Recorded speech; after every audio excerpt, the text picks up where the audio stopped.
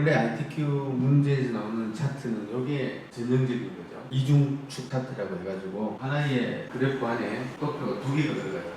보통 하나는 이제 막대 그래프고 또 하나는 표식인 꺾은선형으로 해서 이제 두 개를 축을 분리해서 여기다가 이 두 개의 값의 차이가 엄청나죠. 막대 그래프는 지금 만 단위고 그다음에 이 표식인 꺾은선형 같은 경우는 거의 10 이하 숫자니까 이 두 개를 하나의 축으로 본다면 큰 값을 기준으로 볼 수밖에 없죠. 여기서 큰 값은 이제 만 단위로 되어 있는 정도죠. 그래서 저걸 같은 축으로 본다면 한쪽은 거의 안 보여요. 거의 밑바닥에 이게 붙어 있는 그런 형태가 되기 때문에 이거를 이제 기술적으로 이제 하나의 차트 내에서 두 개의 도표를 보는 방법이 이제 축을 분리하는 거예요. 왼쪽의 것을 우리가 기본적으로 생겼을 때, 만들었을 때 생기는 축이라고 해서 기본축이라고 하고, 오른쪽에 이제 이런 축을 하나 더 만드는 거죠. 그래서 그걸 이제 보조축이라고 해요. 용어상으로 보조축이라고 이야기하죠. 그렇게 이게 요거는 이제 우리가 많이 연습했던 부분이죠. 이게 전형적인 스타일이고 전체적으로 거의 80% 이 문제가 나올 가능성이 있어요. 근데 이제 매월 시험에서 어떤 타입의 문제가 한 번이 나오더라도 파이 차트나 지난번에 요 똑같은 데이터를 가지고 했던 이런 단일축, 그죠? 이거는 축이 하나밖에 없잖아요. 굉장히 쉬워요. 일반적으로 우리가 도표를 만들 때 이제 이렇게 만드는 건데, 근데 전반적으로 뭐 이렇게 꾸미고 어떻게 하는 거는 축 두 개인 것을 빼고는 축이 하나라는 것만 다르지 실제 꾸미고 하는 거는 거의 비슷해요. 이런 것도 기본적으로 한 번 정도는 연습을 해 두는 게 좋고, 그 다음에 지금 이제 하고자 하는 파이 차트, 이 문제가 가끔 나와요. 어쨌든 이거를 만드는 거죠. 최종 목적은 이 파이 차트를 만드는 것인데, 요거 한번 해보도록 합시다. 요 문제죠. 요 문제에서 이 도표 대신에 이제 파이 차트가 나오는 거죠. 파이 차트 종류는 쪼개진 원형으로 하라고 돼 있고, 요 방법은 똑같아요. 세 시트로 하고. 그러니까 일단 제 4자 작업이 있으니까 여기다가 그대로 합시다. 요것도 마찬가지예요. 데이터의 일부분을 가지고 하기 때문에 여기서 데이터 미리 가지고 가는 것보다 그냥 공백에서 찍어 가지고 하는 식으로, 자 여기서 빈 칸에다가 누르고 답이 여기에 파이 차트, 여기에 원형 또는 도넛형 차트에서 3차원 원형, 3차원이 아니네, 그냥 일반 원형. 자, 이 상태에서 어떻게 했어요? 여기서 오른쪽 마우스 버튼 차트 이동, 제 시트. 원래는 제 4작업인데 이런 똑같은 게 있으니까 제 4-1 작업이라고 하죠.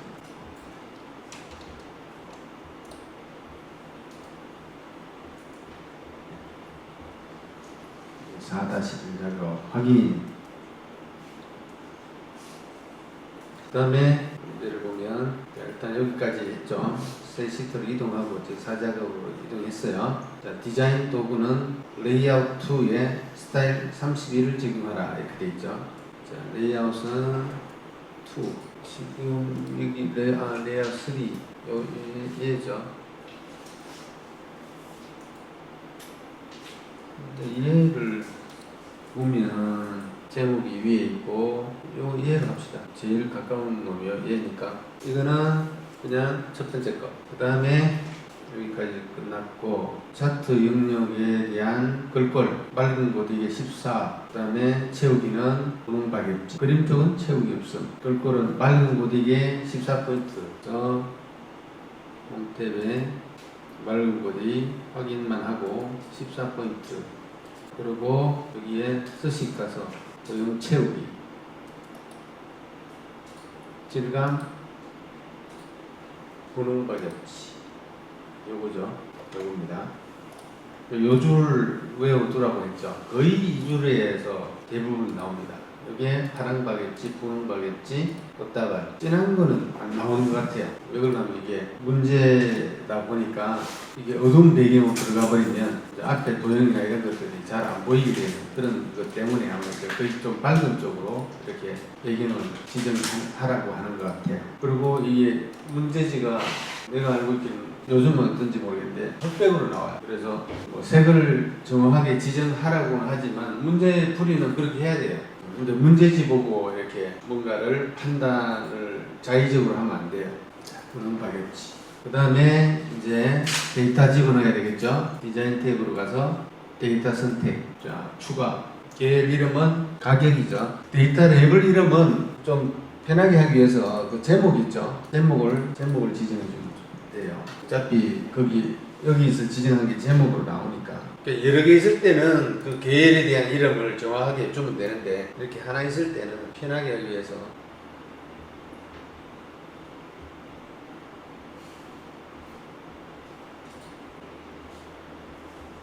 라고 주면 됩니다. 그 다음에 데이터 짝에 임의로 1 넣어놨는데 지워버리고 자 1작업으로 갑니다.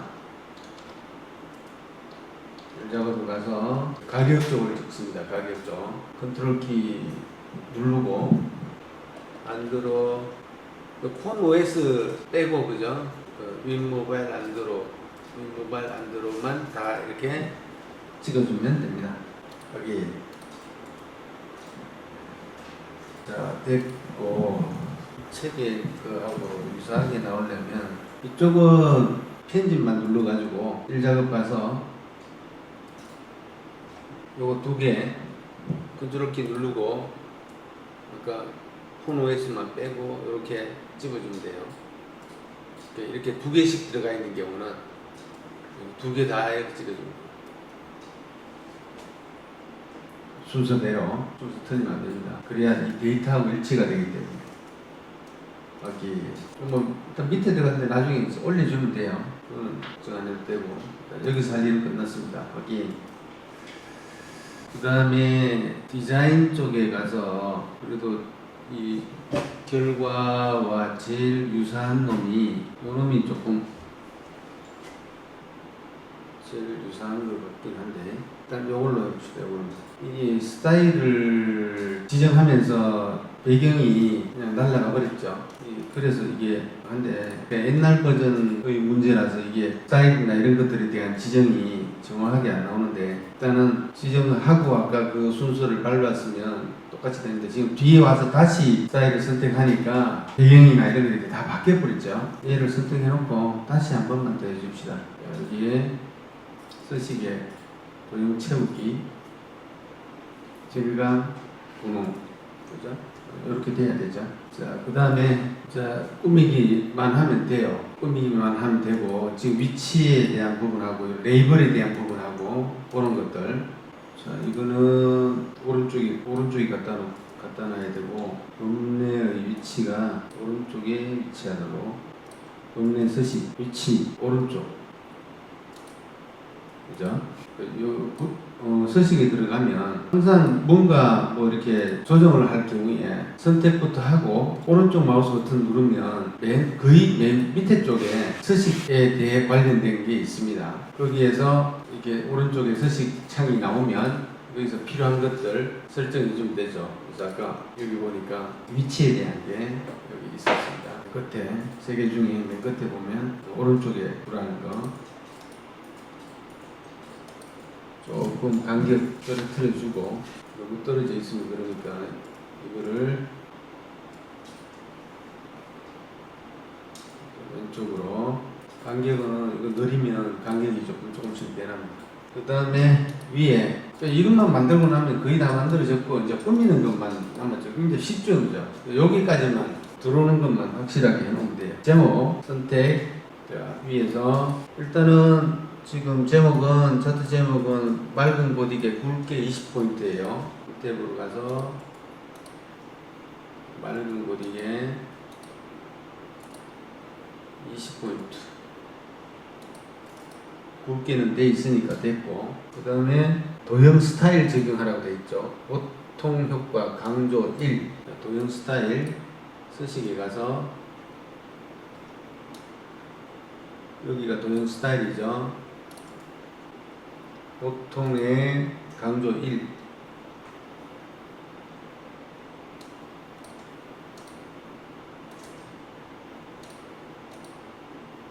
보통 효과.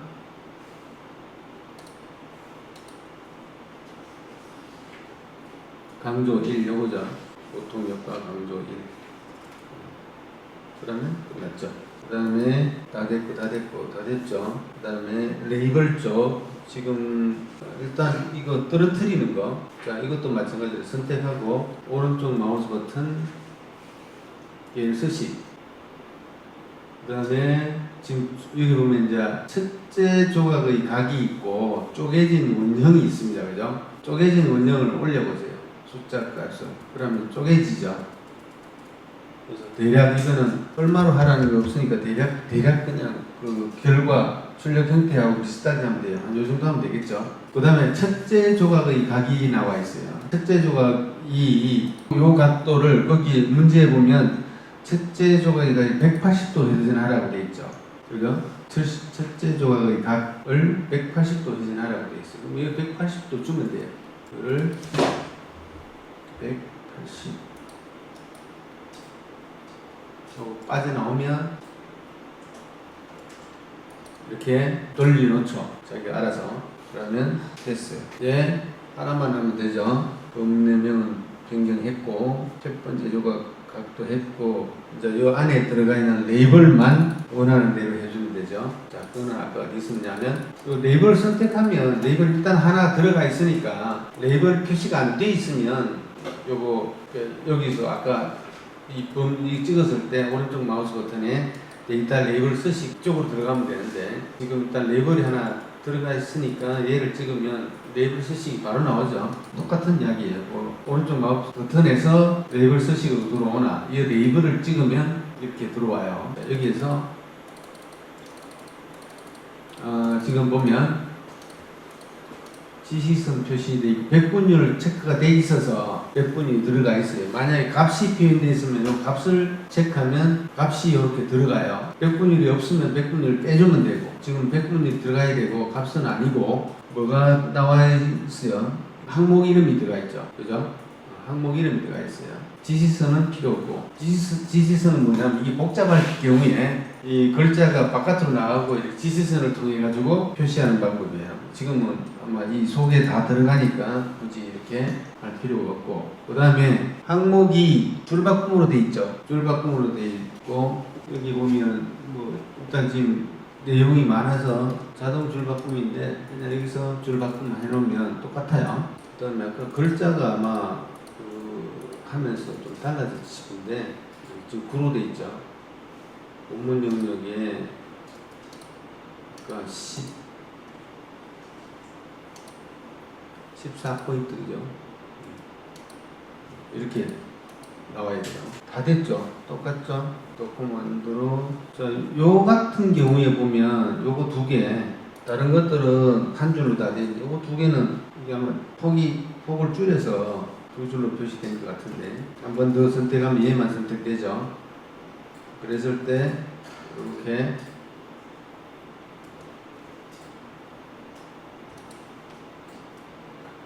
폭을 조절하면 이렇게 두 줄로 나와요. 이거는 하나씩 인위적으로 할 수밖에 없어요.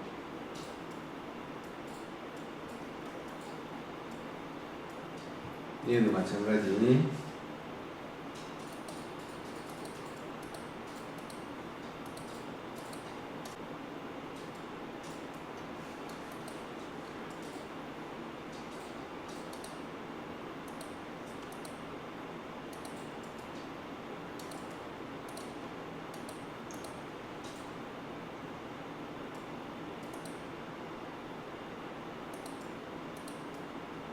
나머지는 이렇게 그냥 비슷하게 꾸며주면 돼요. 좀 간격 좀 더 늘리고 됐죠? 그러면 일치하죠? 그죠?